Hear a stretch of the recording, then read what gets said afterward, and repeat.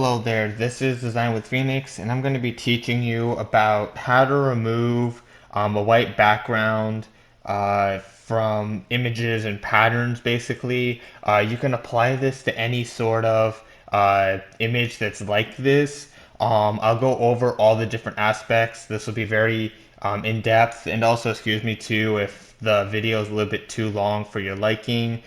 This is very in-depth and informational, so I'll do my best to make it short. But I'm gonna at least make it very informational, at least when it comes down to the content and knowing what you're doing with this sort of tool and how you're gonna be doing it. So you're gonna want to have your image here, basically. Uh, and I'll show you like that's what we're gonna get in this end result here too. And it looks really good. So as I was saying, when you're starting with your image here, when you just first import it, it's gonna be a JPEG generally. It's gonna say background, and you see this little lock. Just click the lock, and you'll be good. Normally too, I also too like to do Control J and duplicate the layer. Then turn off the bottom layer. I just do this just so I have a backup for later. So I click the layer that I want to work on. And then you see the eraser tool when you press E, but there's another level of an eraser tool that you can use. So you're not going to want to just click it. You're not in the background eraser. All you're going to do is do that, and that's not going to be what you want. So you're going to want to come here again, click down and hold your mouse, your left mouse button on the icon of the eraser tool. And you're going to want to select, while you're still holding down, background eraser tool. Also too, if you press E, I thought it is, or you press and hold E, I thought you could cycle through them. I don't think you can. Um, yeah, I thought that there would have been something in Photoshop that would allow you to cycle through them easier, but you do have to just press and hold down there. So there's different limits to how discontinuous and continuous work. I'll go over all of that. There's going to be a tolerance level. There's going to be sampling, all that different type of stuff. This type of method is very good when you have strong blacks and whites basically in your image. If you have gradients, you have a bunch of different craziness going on. If you're whether or not if you're trying to extract a logo out of something, I'm going to make a logo on how to extract a logo from something that has a little bit of a crazy background and using some of this methods basically. I'll definitely make that a future video now that I'm thinking of it. But when I'm going to go over all of this, it's going to be really easy and really simple to learn it.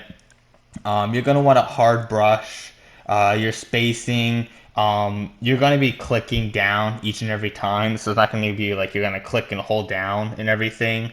The way I've learned it is just by, you don't have to worry about having any type of spacing. You're going to be using a round brush.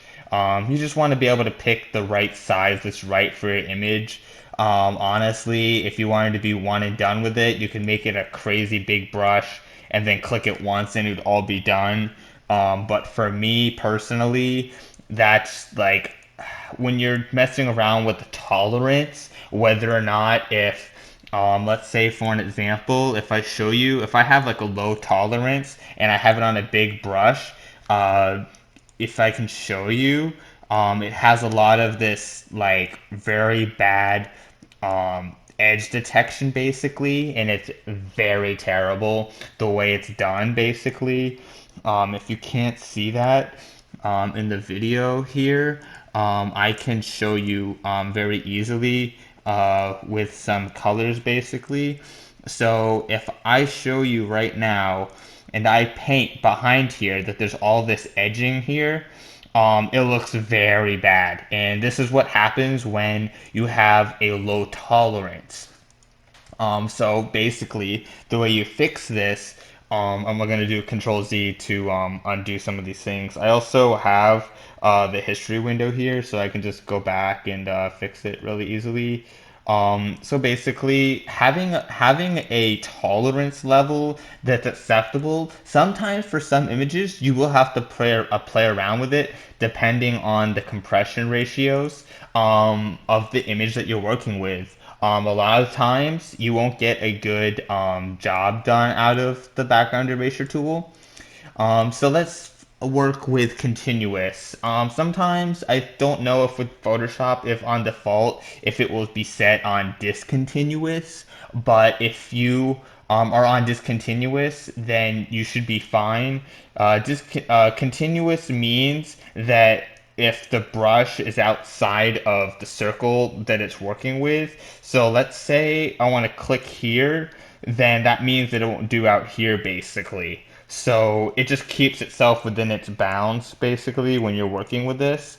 Also, too, as you can see, when I have this tolerance, even just at 50%, it does a pretty decent job here, but it's still not good enough.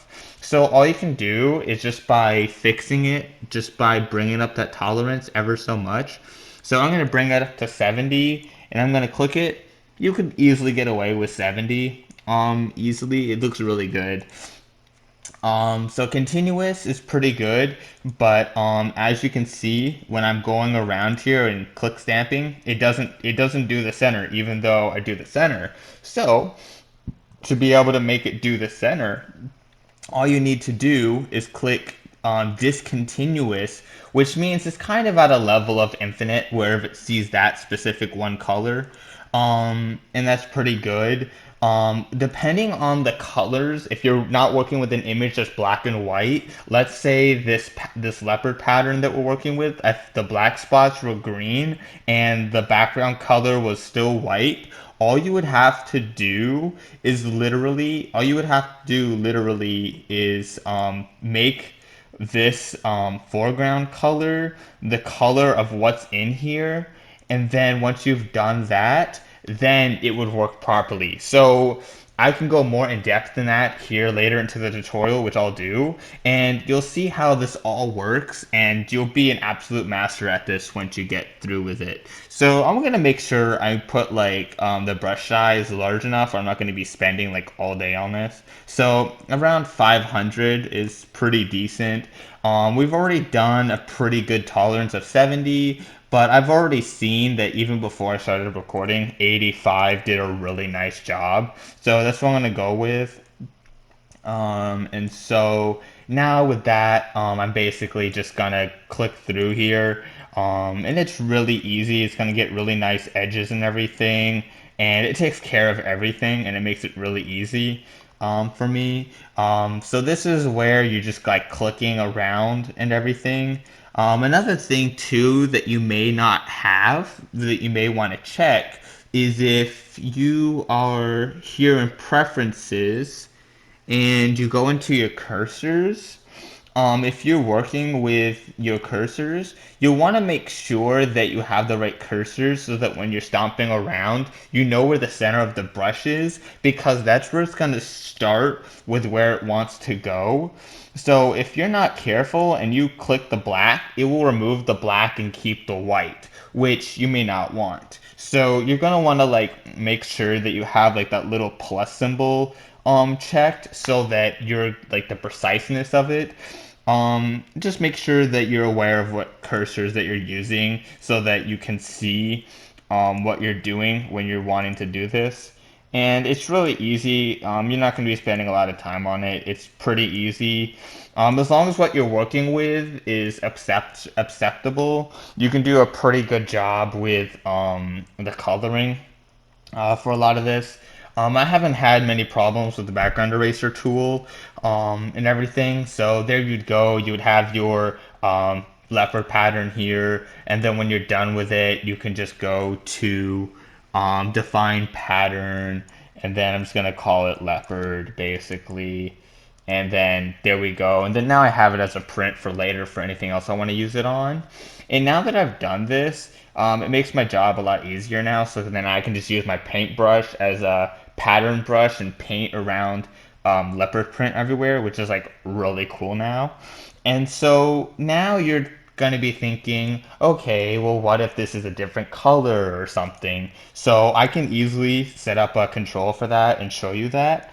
And so now when I want to do that, I could make I'm gonna like literally I'm probably just gonna go with making it blue basically, which is really cool. And I'm gonna then press OK, and then I'm gonna rasterize that layer style, and then I'm just gonna make a new layer, and then um, I think I've seen something similar to this, which is like the purple. I think it's like the purple and blue, basically. Something like this somewhere. I know I've seen this pattern somewhere in some livery wrap for some car, and it's really cool. So then I'm gonna just merge the layers. If you wanted to merge layers, you can just do Control E, and that's really cool right there. So now you might be asking, okay, now I got something that I don't know how to handle. It's not black and white. You could, either way that you'd want to do this, if you're trying to extract like a logo or something, I can show you that all you would have to do is edit. I think it's like, okay, you gotta have like the layer selected. Go to edit, and then you'd want to go to black and white. And so then we want to just do auto here for an example. Photoshop's not good at recognizing what you want to keep and what you don't want to get rid of. So we're going to make blues go black and then purples go white. And then that would get us what we want here basically. Blues can go black, whatever, greens, whatever holds the image, and we get our black and white back, which is cool. So you can go down this route and do all of that, but that's maybe not what you want. So then, now we want to, how do we still keep the blue if we didn't want the purple, basically? So what you want to do, set up the foreground color to be the blue, then set up the white to be the purple, and then you're going to go back to the background eraser, and then there, and then it removes that. What if it's flipped around? Then I guess it still works, honestly. That's really weird. I didn't think it worked like that, but as long as you got these two colors color picked, then it should work fine and it knows what to look for. Though, as I'm doing this, I'm going to experiment. I'm going to make them black and white, and somehow it still works. In my experience in older Photoshops, I knew that the foreground and background layer colors had to be what you wanted to extract and not. Maybe this is just an easy example, and maybe Photoshop isn't requiring me of having to do that necessarily for best results, but you should be able to try things like that out. If you're working with gradients or you're dealing with color banding, you're not going to get great results with that. That's something where you're going to want to do is work with your tolerance and stuff.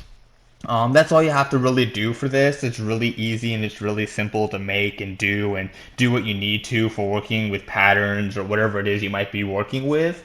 And so that's all I have for you. That's a lot of the expertise about what I know for going over with and doing things with this. I'm going to come up with an example that has color banding or it's just a bad compressed image, like taking a logo off of Twitter or something and working with it and making it into something by using the background eraser and working with it. And this is basically all you gotta do. It's so simple. And I gotta also too say very much thank you for watching and learning about how to use the background eraser tool and how to use it in your works. And thank you so much for watching.